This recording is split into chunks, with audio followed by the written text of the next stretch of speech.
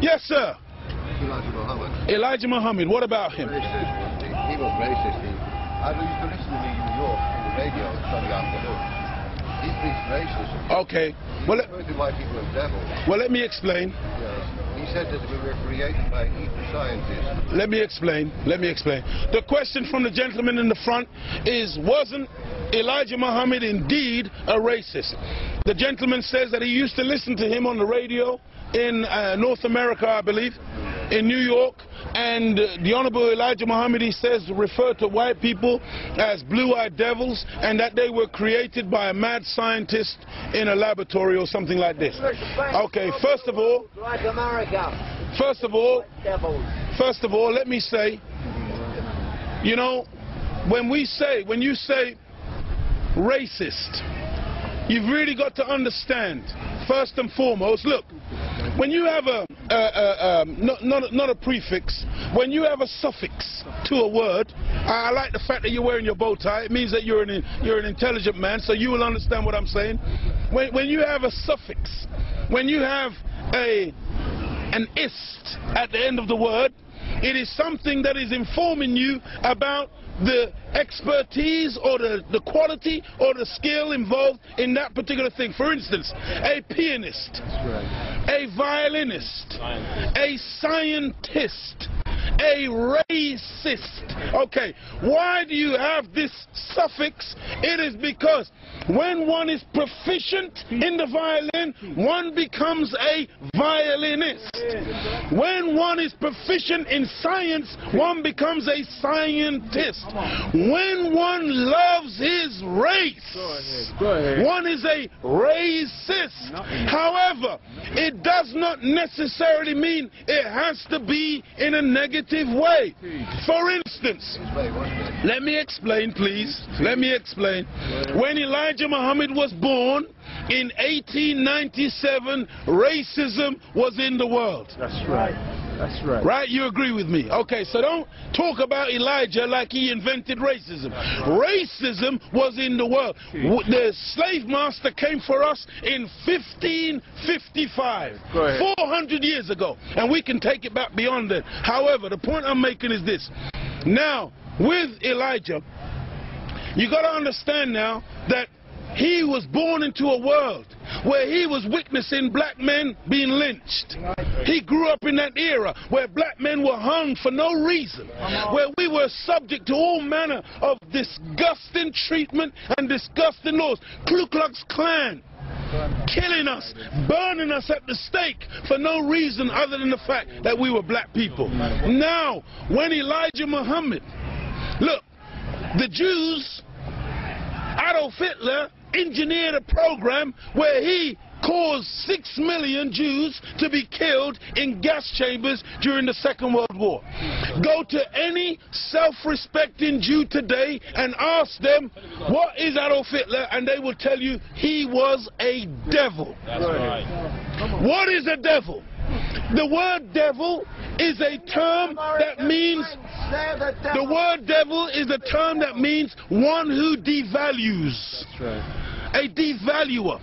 Those Jewish lies were valuable in the eyes of God. But here is a man that comes along now and takes away the value of human beings and destroys them as a human reality. That is the act of a devil. This book, Quran, talks about the devils and talks about people, human beings who are devils in the manifest evil that they do. Now, that was over 4 years that Hitler was doing his devilishment. We can count back 400 years of the most brutal treatment. Look, they took my name, my language, my culture. They killed my mother, my father, denied me religion, disallowed me to read or write for over 300 years. Reduced me to the level of an animal where they branded me on my chest, branded me on my buttocks with a branding iron. And they called me 3/5 of a human being in the American Constitution. Is that the act of a human being or the act of a devil? It's for you. You answer it. We're not, just calling white people names. No!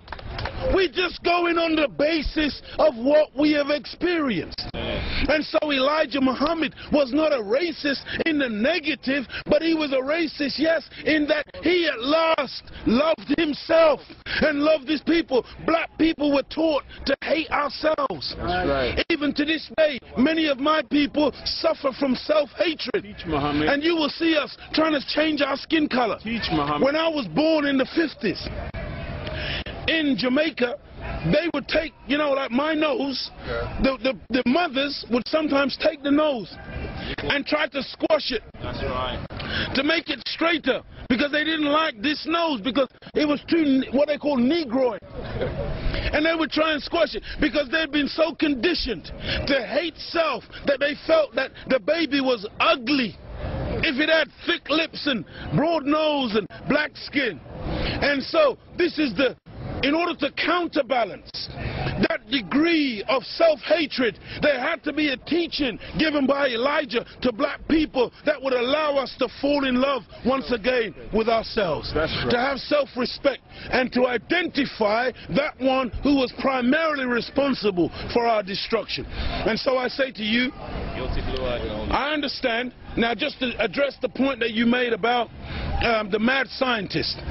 We hear this all the time, but at no point did we say the scientist was mad. That's right. That's the only thing I wanted to correct you on. Everything else is correct. Yes, the Caucasian was created or made via a process of genetic engineering. That's right. This is the history that we have been, this is the, yes, it's true. Yes, it's true. Huh? Older group. What's an older group? In anthropology, it's an older group. The Caucasian? Yes. No, sir. Older group became the three groups. Right? No. And Okay, let's deal with it. Yes, I will. Thank you very much. Let's deal with this. See, because look, I know you're a wise man, and so you must understand that I'm a baby in wisdom, but I'm not a fool. And he's saying here today that the Caucasian is in fact the oldest group on the planet. I beg to differ. Look, one of the most famous anthropologists is Professor Leakey. And when Professor Leakey went in search of the origin of human beings and human species, he didn't stop very long in Europe. He went to Africa. And the oldest bones and the oldest human beings to this day that you call Zinjanthropus, using the Latin meaning Zin and Xanthropus, meaning a black man, that oldest man, they say, is millions of years old. You went back and found one even older than that. You called her Lucy, a black woman. Go ahead. And every sensible historian, anthropologist today agrees that the black man is the father of human beings. Even your geneticist, Mr. Mendel. Go ahead. Go ahead. You have Mendel's law. Go ahead. Mendel says that light eyes are recessive, light skin is recessive. You can take the recessive, the dark skin is dominant, the dark eyes are dominant. You can take the recessive from the dominant, but you can't get the dominant from the recessive. This is Mendel's law. And so all of your scientists have proved that you can't, look, black is not even a color. That's right. Teach. Black is the mother and father of all colors. Teach. That's why the scripture says, in the beginning was blackness. And if you want a baby, even if the woman is a white woman, the baby has to come out of the triple darkness of her womb. And this is the origin of all life. Within the black, you have the whole color spectrum.